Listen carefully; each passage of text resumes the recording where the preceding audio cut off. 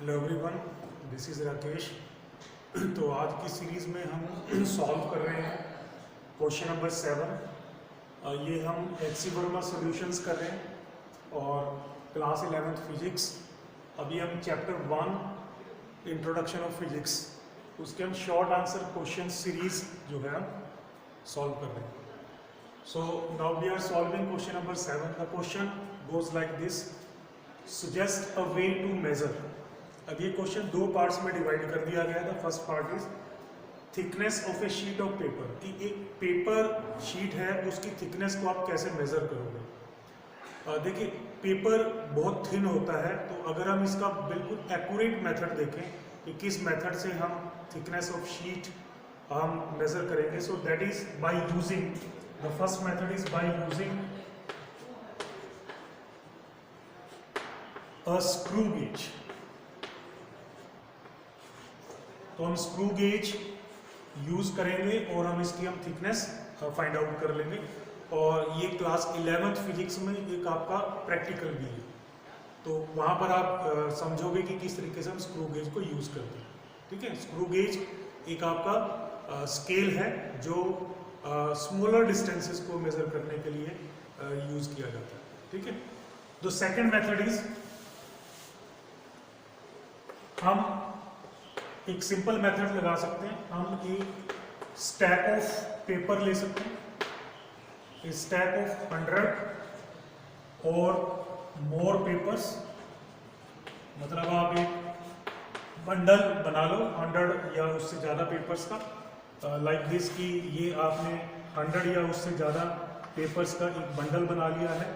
ठीक है ना। अब ये जो हाइट है, इसकी जो विड्थ है, इसको आप किसी भी नॉर्मल स्केल से मेजर कर लो। ये आपका कोई भी स्केल है, तो इससे अगर आप इसकी ये जो विड्थ है ये मेजर कर लोगे इस स्केल से, लेट इट इज 15 सेंटीमीटर और 100 मीटर स्केल है ये। ठीक है ना। And let this width comes out to be x। ठीक है ना। तो अब जो x विड्थ है वो 100 पेपर्स की है। ठीक है ना। तो x विड्थ 100 पेपर्स के लिए x विड्थ है, तो 1 paper width, 1 paper thickness, 1 paper thickness. तो सिंपल आपने मैथमेटिक्स लगाना है इसमें। ठीक है ना। तो x जो है, थिकनेस जो है वो 100 पेपर्स की है, तो एक पेपर की हो जाएगी x/100। तो ये आपका आंसर आ जाएगा। ठीक है ना।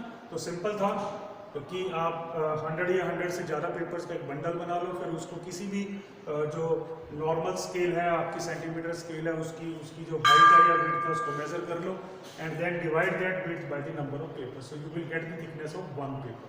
ठीक है। So this was the first part. Now the second part is how will you measure the distance between sun and moon। देखिए, सन और मून के बीच में जो डिस्टेंस है, the most accurate method is parallax method। तो हम क्लास 11th की theory में ही, इसी चैप्टर की थ्योरी में पढ़ते हैं पैरालेक्स मेथड, हम उसको यूज कर सकते हैं। And the second method is by Pythagoras theorem. अब हम पाइथागोरस थ्योरम कैसे लगाएंगे, तो ये लगाएंगे हम एक स्पेशल कंडीशन में, when earth is exactly perpendicular to the position of sun and moon.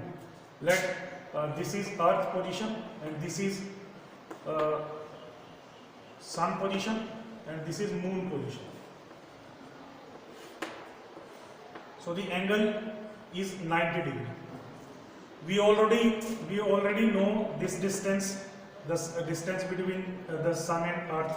We do know the distance between earth and moon, so simply we can calculate this distance by using Pythagoras theorem. So if this distance is x se and this distance is x me, so you can simply find out the distance between the sun and moon by using Pythagoras theorem. That is equal to xse square plus xme square. So this is the answer. However, these distances keeps on changing due to the revolution of moon around earth and revolution of earth around sun. So this is the answer. तो ये हमने short answer question exercise को complete किया है। अब हम आगे start करेंगे objective 1 exercise. Thank you very much.